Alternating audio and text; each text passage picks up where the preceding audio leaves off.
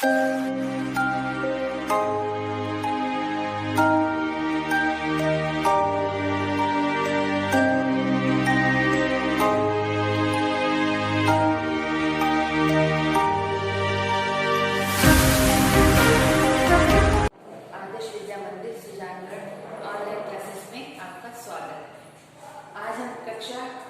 11th में first lesson पढ़ रहे हैं, स्वतंत्रता की पूर्व संध्या पर भारतीय अर्थव्यवस्था। इस अध्याय के अंतर्गत हम विस्तृत रूप से इस बात की जानकारी देंगे कि हमारे देश की जो अर्थव्यवस्था है, जो भारतीय हमारी अर्थव्यवस्था है, वह अर्थव्यवस्था स्वतंत्रता से पूर्व कैसी थी और स्वतंत्रता के पश्चात कैसी है। एक छोटा सा एग्जाम्पल बताती हूँ। आप अपन किसी से मिलते हैं, अपन किसी से मिले, हमने देखा वो सामान्य जो जीवन स्तर है, जब सामान्य जो जीवन शैली है वो व्यतीत कर रहा है। उसके पास में जो जीवन की मूलभूत आवश्यकताएं हैं, छोटी छोटी चीजें हैं, केवल वही उसके पास में है। और 10 साल के बाद में मुझसे मिलते हैं और हम देखते हैं अगर उसके पास में अधिक साधन होते हैं, पहले की अपेक्षा अधिक विकास होता है, अच्छी नौकरी प्राप्त करता है, शिक्षा के उच्च स्तर को प्राप्त करता है, तो हमारे मन में उससे बिना पूछे ही ये विचार आ जाता है कि उसकी जो स्थिति है, आर्थिक जो स्थिति है, उसमें क्या हुआ है, वृद्धि हुई है। यानी उसने अपने जीवन में मेहनत करके क्या क्या तरक्की प्राप्त की है। उसी प्रकार आज हम ये देखते हैं, हम अपने देश के साधनों की अगर तुलना करें तो स्वतंत्रता से पूर्व और स्वतंत्रता के बाद और आज इन तीनों स्थितियों का वर्णन करें तो हम ये देखते हैं कि हमारे देश की स्थिति स्वतंत्रता से पहले कैसी थी, अंग्रेजों के आने के बाद में कैसी स्थिति हुई और स्वतंत्रता प्राप्ति के बाद में कैसी हुई और वर्तमान में कैसी है। इन सब को हम क्या करेंगे, देश की अर्थव्यवस्था, भारतीय अर्थव्यवस्था को देखकर भारत की स्थिति के बारे में जानकारी प्रदान कर सकते हैं। अब हम इस अध्याय में करेंगे कि आपको पता है हमारे देश में 200 वर्ष तक अंग्रेजों ने क्या किया था, यहाँ पर अपना क्या किया, राज्य स्थापित किया था, हमारे यहाँ पर शासन किया था। इन 200 वर्षों से पूर्व हमारा भारत कैसा था, स्वतंत्रता से पूर्व हमारा भारत कैसा था और अंग्रेजों के औपनिवेशिक मतलब अंग्रेजों के आने के बाद में हमारे देश की स्थिति क्या हुई। आप सबको पता है बच्चों, हमारे देश भारत को क्या कहते हैं, सोने की चिड़िया। सोने की चिड़िया कहने का अर्थ था, आशय है, सोने की बनी हुई चिड़िया नहीं, सोने की चिड़िया से आशय था कि भारत पूर्ण रूप से धंधाई में, अपनी वस्तुओं में, प्राकृतिक साधनों में पूर्ण रूप से क्या था, संपन्न था। भारत के पास में इतने प्राकृतिक साधन थे, इतनी वस्तुएं थी कि वो क्या करता, संपन्न माना जाता। हमारे देश में जो भी आता था वह यह देख के जाता था कि भारत में ऐसी कोई प्राकृतिक वस्तुएं नहीं है जो नहीं प्राप्त होंगी। जड़ी बूटियां, वन संप्रदाय, लकड़ी, हीरे जवाहरात, रेशमी वस्त्र, बहुत सारी ऐसी वस्तुएं थी जो हमारे पास में उपलब्ध थी। उस समय हमारे देश की स्थिति क्या थी, बहुत अच्छी थी। उस स्थिति के अंतर्गत हमने ये देखा कि बहुत सारे जो अंग्रेज थे वो हमारे देश में भ्रमण करने आए। भ्रमण के दौरान में एक आए थे फ्रांसीसी यात्री बर्नियर। 2 बार इन्होंने भारत का भ्रमण किया। भारत का भ्रमण करने के बाद में इन्होंने विचार किया, इन्होंने देखा कि भारत एक ऐसा देश है जहां पर कच्चे माल की क्या है, संपदा विपुल मात्रा में प्राप्त हो रही है। इतने संसाधन है भारत के पास में, इतनी प्राकृतिक संपदा है कि भारत से किसी भी कच्चे माल को लेकर हम उसको क्या कर सकते हैं, विनिर्माण करके बहुत अधिक प्रॉफिट कर सकते हैं। इस स्थिति को ध्यान में रखते हुए अंग्रेज जो है हमारे देश में आए। अंग्रेजों के आने से पूर्व जो हमारी कृषि थी, अंग्रेजों के आने से पूर्व जो हमारी कृषि थी वो बहुत संपन्न थी। व्यक्ति उतना ही कमाता था जितनी उसकी आवश्यकता थी। कृषि के साधन थे लेकिन सीमित थे। सीमित साधनों के अनुरूप ही फिर भी लोग क्या करते थे, उन साधनों से ही क्या करते थे, वस्तुओं का उत्पादन करते थे, कृषि करते थे और भी बहुत सारे छोटे मोटे कार्य करके अपना जीवन यापन करते थे। यानी अंग्रेजों के आने से पूर्व साधन, मशीनें, तकनीकी भले हमारे पास कम थी, लेकिन वो जितना भी था हमारे देश का ही था। हमारे देश में ही किसान अपनी आवश्यकता की वस्तुओं का उपजाऊपन करते थे, उनको उगाते थे, उनका उपयोग करते थे। तो ये कहा जाता है कि जो अंग्रेज आए, अंग्रेजों से आने से पूर्व हमारे देश की जो स्थिति थी वो क्या थी? एक अच्छी स्थिति थी। भारत एक संपन्न सोने की चिड़िया देश माना जाता था। अब अंग्रेजों के आने के बाद में उनका मुख्य उद्देश्य क्या था? भारत का विकास करना नहीं था। उनका मुख्य उद्देश्य क्या था? भारत का विकास नहीं करना था, बल्कि अपने देश इंग्लैंड का विकास करना था। तो उसने क्या किया? एक नीति अपनाई। उसने कहा यहाँ तो बहुत अधिक साधन है, यहाँ इतनी प्राकृतिक संपदा पड़ी है, तो उसने क्या किया? सारी की सारी जितनी भी उसको जिन जिन वस्तुओं की उत्पादकता करनी होती थी वो यहाँ का कच्चा माल अपने देश इंग्लैंड में लेके जाते थे और इंग्लैंड में उस वस्तु का निर्माण करके भारत में लेकर आते थे। ये उनकी नीति थी। किसी भी क्षेत्र में वह विकास नहीं करते थे। यदि किसी क्षेत्र में वो विकास करते भी थे तो केवल उन्हीं क्षेत्रों का वो विकास करते थे जिन जिन क्षेत्रों से, जिन जिन रास्तों से, जिन जिन कार्यों से उनको क्या होता था? लाभ प्राप्त होता था। वह केवल अपने अपने ही लाभ को क्या करते थे? सर्वोपरि मानते थे। जिन वस्तुओं से उत्पादन करने से, विनिर्माण करने से, औद्योगिक क्षेत्र का विकास करने के जिनसे भी उनका फायदा होता था वो वही कार्य करते थे। इसके अतिरिक्त वो भारत का विकास करे ऐसा उनकी कल्पना में भी नहीं आता था। अब इसके अलावा औपनिवेशिक शासन काल में हमने पढ़ा, औपनिवेशिक मानी अंग्रेजों के समय हमारे देश का क्या था? हमारे देश अंग्रेजों का मुख्य उद्देश्य क्या था? अपने देश इंग्लैंड का विकास करना। ये उसका मुख्य उद्देश्य था अंग्रेजों का। हमारे देश का नहीं, किसका विकास करना था? इंग्लैंड करना था। हमारे यहाँ के कच्चा माल को लेके जाता था। अब है उसके बाद में हमारे इसमें हम पढ़ेंगे कृषि। स्वतंत्रता के समय कृषि कैसी थी और अंग्रेजों के समय हमारी कृषि की स्थिति क्या है? मैंने अभी आपको बताया अंग्रेजों के आने से पूर्व हमारा कृषि क्षेत्र क्या था? पूर्ण रूप से संपन्न था। उत्पादन कम होता था, लेकिन हम अपने ही साधनों से, अपनी मेहनत से हमारी जो आवश्यकता की वस्तु होती थी उनका उत्पादन करते थे। अब इंग्लैंड हमारे उस समय क्या था? जो लगान होती थी बहुत कम मात्रा में देनी ही नहीं पड़ती थी, और देनी भी पड़ती थी तो बहुत कम मात्रा में देनी पड़ती थी। किसी भी प्रकार का अत्याचार नहीं था, जमींदारी प्रथा नहीं थी मामूली सी थी, लेकिन इतना नहीं था कि अंग्रेजों को हर समय हर बात के लिए परेशान किया जाए। यानी कृषि की जो कृषक थे 75% जो कृषक थे हमारे देश के, वो कृषि के ऊपर निर्भर थे और वो आराम से अपना जीवन व्यापन करते थे।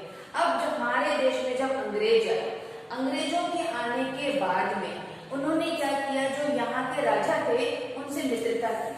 उन राजाओं को मित्रता करने के बाद में उन्होंने धीरे धीरे राजाओं को ये प्रलोभन देना शुरू किया कि अब आप लगान वसूल कीजिए। कौन लगान वसूल करेगा? अंग्रेज नहीं, भारतीय कृषक, भारतीय राजा कृषकों से, भारतीय कृषकों से भारत के जो राजा थे वो करेंगे, लेकिन किनके कहे अनुसार करेंगे? वह अंग्रेजों के कहे अनुसार करेंगे। अंग्रेजों के जो नियम होंगे, यानी कि उनके क्या होते थे? इतने इस राज्य से इतना लगान वसूल करना है, इतने समय में वसूल करना है। इस प्रकार के कुछ नियम जो थे वो अंग्रेजों ने बनाकर भारत के राजाओं को दिए। राजा अंग्रेजों के कहे अनुसार किसानों से क्या करते थे? लगान वसूल करते थे। इसके लिए जमींदार थे, बड़े साहूकार थे, वो क्या करते थे? राजाओं के कहने के पश्चात उनसे लगान वसूल करते थे। आरंभ में तो जो शुरू की जो स्थिति थी उसमें थोड़ा कम था कि इतना अत्याचार है। जैसे जैसे अंग्रेजों ने देखा इन वस्तुओं से हमें लाभ हो रहा है और किसानों के अत्याचार करने से हम कच्चे माल को अपने इंग्लैंड लेके जाएंगे, तो उन्होंने भारतीय कृषि को क्या किया? ध्यान देना ही बंद कर दिया। उसमें क्या किया? सबसे पहला था जमींदारों का शोषण। जमींदारों को ये इंस्ट्रक्शन दिए गए, जमींदारों को ये बोला गया कि यदि आप एक निश्चित तिथि तक किसानों से लगान नहीं वसूल किया करोगे तो आपकी जमींदारी प्रथा की क्या की जाएगी, समाप्त कर दी जाएगी। तो जमींदार अपनी जमीन, अपने स्वामित्व को बचाए रखने के लिए क्या करता था, जो किसान थे उनके ऊपर अत्याचार करता था, उनका शोषण करता था। शोषण करना मतलब उनसे अधिक कार्य करवाना, उन्हें किसी भी तरह की शारीरिक मानसिक याचनाएं प्रदान करना। वह लगान, दूसरा उनका क्या था, लगान वसूल करना। लगान वसूल करते, लगान होता है जो किसान होते हैं, जो अनाज उत्पन्न किया जाता है उसके बदले में वह उनसे कुछ मूल्य लेते हैं। अब लगान लेते थे। कुछ किसान संपन्न थे। अगर कृषि भारत की है जो प्राकृतिक के ऊपर निर्भर करती है, अच्छी बारिश आई, अच्छा उत्पादन हुआ अनाज, तब तो वो लगान दे देते थे।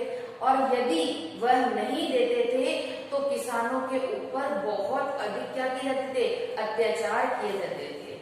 उनसे उनकी जमीनें छीन ली जाती थी।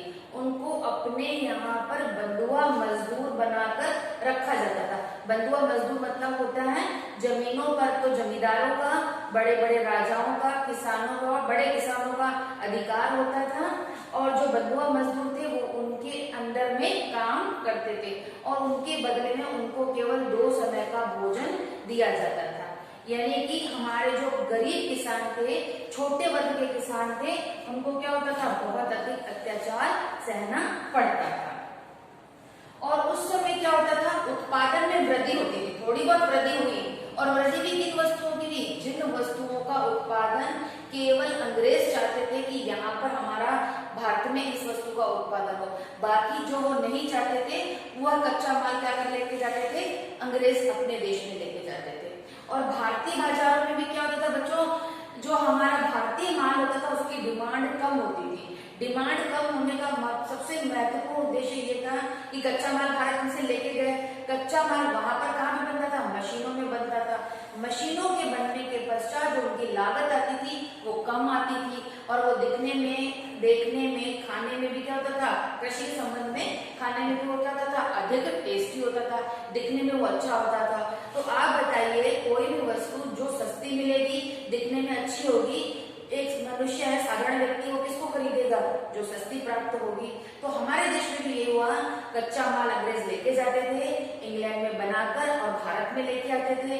तो व्यक्ति क्या करते थे, अपने देश में उन वस्तुओं का क्या करते थे, उत्पादन नहीं करते थे। वो जो उनकी जो बनी हुई चीजें थी उनका ही वो उपभोग करते थे। तो हमारी जो स्थिति है, जो किसानों की स्थिति है, वो क्या होने लगी, और अधिक कमजोर होने लगी।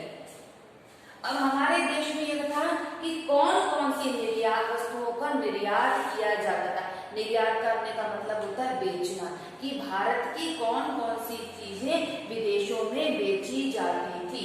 अब उसमें है रेशम, पटसन, कपास, ऊन, चीनी, पटसन। ये वस्तुएं थी जो भारत से निर्यात की जाती थी, भारत से अंग्रेजों को बेची जाती थी, क्योंकि इनकी मात्रा हमारे देश में अधिक होती थी। हमारे यहाँ पे खपत नहीं होती थी इतनी, हमारे पास ज्यादा होता था, तो हम उसके बदले में उनको क्या करते थे, अंग्रेजों को बेच देते थे।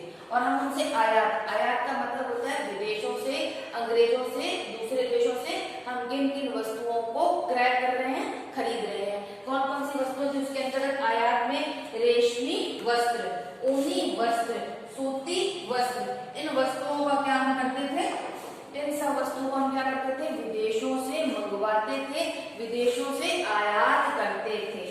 अब आप देख रहे हो उसमें वस्त्र शब्द है, रेशम तो हम बेच ही रहे हैं, लेकिन रेशम को बनाकर उसकी कुछ ना कुछ वस्तुएं बनाकर, साड़ी बनाकर, सूट बनाकर और भी वस्तुएं बनाकर उसका वस्त्र को हम क्या करते थे, आयात करते थे। अब देख लो प्रोडक्शन कहाँ पे हुआ, उत्पादन कहाँ पे हुआ, अंग्रेजों के यहाँ पर, यानी कि इंग्लैंड में हुआ। सूती वस्त्र, हमारे यहाँ पर यह माना जाता है कि भारत में सबसे अधिक कॉटन का उत्पादन, कपास का उत्पादन होता है, लेकिन उसको क्या विनिर्माण यहाँ नहीं होता था। उस वस्तु को, कपास को क्या करते थे, अंग्रेज अपने यहाँ ले जाते थे और सूती कपड़े बनाकर हमारे देश में बेचते थे। तो हम देख रहे हैं जिन वस्तुओं को हमने उनको दिया, उन्हीं वस्तुओं का वो निर्माण करके हमारे देश में लेकर आए। ये माना जाता है कि स्वतंत्रता से पूर्व भारत की ढाका की जो मलमल ढाका, एक स्थान का नाम है, वहां की जो मलमल थी वो विश्व विख्यात थी। मलमल एक कपड़ा होता है, नरम सा सॉफ्ट सा होता है, उसे मलमल कहा जाता है। वो माना जाता है ढाका की मलमल विश्व में विख्यात थी। अब हम यहाँ पढ़ेंगे, नेक्स्ट पॉइंट पढ़ेंगे हम यहाँ पर कृषि उत्पादन में कमी के कारण। हमारी जो कृषि थी उसकी उत्पादकता में कमी के क्या कारण थे, क्यों हमारे देश में कृषि की जो उत्पादन क्षमता थी वो कम होती थी। इसका पहला पॉइंट हमारा है निम्न तकनीक। हमारे यहाँ पर जो तकनीक थी, जो हमारे साधन थे, ट्रैक्टर थे, मशीनें थी और भी जो बहुत सारी चीजें होती हैं कृषि की वस्तुओं को उत्पादन करने के लिए, वो बहुत निम्न स्तर था। बैलों के द्वारा हमारे यहाँ पे क्या की जाती थी, कृषि की जाती थी। फिर बहुत बड़े किसान होते थे, उनके पास ट्रैक्टर आदि का होता था, लेकिन हमारे पास में इतने साधन नहीं थे कि हम उनसे क्या करें, वस्तुओं का उत्पादन करें। इसलिए भारत में क्या होता था, वस्तुएं बनती थी लेकिन निम्न तकनीक के कारण अच्छी नहीं बन पाती थी। उसके बाद में दूसरा हमारा पॉइंट है सिंचाई के साधनों का अभाव। हमारे यहाँ पर क्या होता था बच्चों, सिंचाई के साधन, क्योंकि भारत में मैंने भी बताया वर्षा की अनिश्चितता रहती है, कभी बारिश होती है कभी बारिश नहीं होती है, तो किसानों को किसके ऊपर निर्भर रहना पड़ता है, सिंचाई के साधन के ऊपर। और सिंचाई के साधन हमारे पास में थे नहीं, पुराने साधन थे, न तो कोई नई तकनीक थी, न सिंचाई के साधन थे, न नहरें थी, न नलकूप थे, न कुएं थे। जो पुराने हैं तालाब बावड़ी बस इनसे था, तो इनसे तो एक बहुत छोटे क्षेत्र का ही विकास होता था। तो भारत में कृषि उत्पादकता की दूसरी क्या थी, सिंचाई के साधनों का अभाव होता था। तीसरा उर्वरकों की कमी। हमारे यहाँ पर क्या होता था, उर्वरक खाद वगैरह जो थी वो पुरानी जो परंपराएं थी केवल उन्हीं साधनों का प्रयोग किया जाता था। नई तकनीकी जो खाद वगैरह होती थी उसको हमारे पास में उपलब्ध नहीं थी। तो क्या होता था, ये सारे इसके मेन कारण होते हैं कृषि उत्पादकता की निम्नता के कारण। उसमें निम्न तकनीकी, सिंचाई के साधनों का अभाव, उर्वरकता की कम, और नेक्स्ट हमारा होता है कम पूंजी।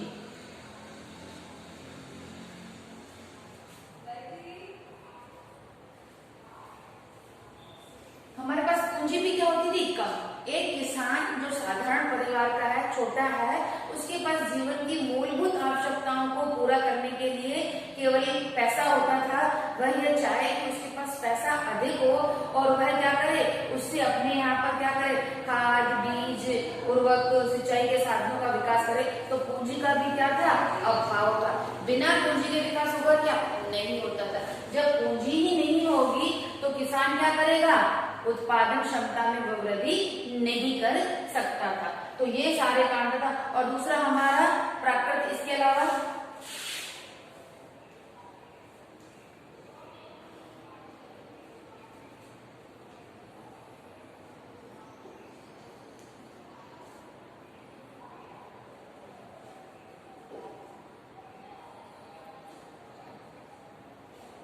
प्रकृति पे निर्भर। हमारे यहाँ पे साधन कम थे तो केवल क्या होते थे, प्रकृति के ऊपर हमारे निर्भर रहते थे। अच्छी हुई बारिश, अच्छी हुई अच्छा उत्पादन होगा, सिंचाई की साधन मिल गए तो अच्छा उत्पादन होगा। यानी इन सब कारणों के कारण हमारे यहाँ पर क्या होता था, बहुत कम उत्पादन होता था। आज हमने केवल कृषि के संबंध में पढ़ा। स्वतंत्रता प्राप्ति के समय हमारे भारत देश की स्वतंत्रता की पूर्व संध्या पर भारतीय अर्थव्यवस्था कैसी थी, उसमें हमने पढ़ा कि उस समय स्वतंत्रता प्राप्ति से पूर्व हमारे भारत की स्थिति बहुत अच्छी थी। भारत हमारा सोने की देश, सोने की चिड़िया कहलाता था, संपन्न था, सब तरीके से सुख शांति समृद्धि प्राप्त थी। जैसे ही हमारे देश में अंग्रेज आए तो अंग्रेजों के आते ही हमारे क्या हुए, औपनिवेशिक के उन्होंने अपने उद्देश्य चालू कर दिए। उनका मुख्य उद्देश्य लाभ कमाना था और हमारे यहाँ का माल विदेशों में लेके जाना था। उसमें आज हमने केवल फर्स्ट बिंदु पढ़ा है कृषि क्षेत्र। स्वतंत्रता से पूर्व कृषि कैसी थी, संपन्न थी, कम था लेकिन बहुत अच्छा था। अपने ही देश में उत्पादन होता था, अपने ही देश में खपत होती थी, अपने देश में ही उनका क्या उपभोग किया जाता था। किसी भी प्रकार, किसी भी बाहरी व्यक्ति का उसके ऊपर आधिपत्य नहीं था। उसके बाद हमने पढ़ा कौन कौन सी वस्तुओं का निर्यात करते हैं, कौन कौन सी वस्तुओं का हम आयात करते हैं। हमने देखा कच्चा माल बेच रहे हैं और बना हुआ माल हम उससे प्राप्त कर रहे हैं। उसके बाद में हमने देखा कि कृषि जो थी उसके निम्न उत्पादकता के क्या कारण थे? निम्न तकनीकी, 4 बिंदु अपन ने पढ़ा। सिंचाई के साधन नहीं थे, उर्वरकों की कमी थी, कम पूंजी थी, प्राकृतिक साधनों के ऊपर निर्भर थे। ये सब कारण क्या थे हमारे यहाँ पर? कृषि की उत्पादकता के कमी के कारण थे। उसके बाद में हमने पढ़ा जो हमारे देश में जो कृषकों की भी स्थिति थी उनका कौन करते थे? जो अंग्रेज थे वो शोषण करते थे। और किसके द्वारा शोषण करते थे? जमींदारों, बड़े किसानों के द्वारा। किसान, बड़े किसान छोटे किसान को क्या करते थे? शोषण करते थे, उन्हें अपने यहाँ पर बंधुआ मजदूर बना के रखते थे, उनके ऊपर अत्याचार करते थे। तो कृषि की स्थिति क्या हो गई? दयनीय हो गई, दरिद्र हो गई, और उनमें क्या हुआ? उत्पादन क्षमता की कमी आने लगी। ये आज हमने इस लेसन का एक पॉइंट पढ़ा है सिर्फ कि कृषि की स्थिति उस समय कैसी थी। आप इसको राइट डाउन कर लीजिए, लिख लीजिए। नेक्स्ट क्लास में हम इसका और आगे पढ़ेंगे। इसके अंदर और आएगा अर्थव्यवस्था की विशेषताएं कैसी हैं और बहुत सारे बिंदु आएंगे, वो हम नेक्स्ट क्लास में पढ़ेंगे। थैंक यू बच्चों।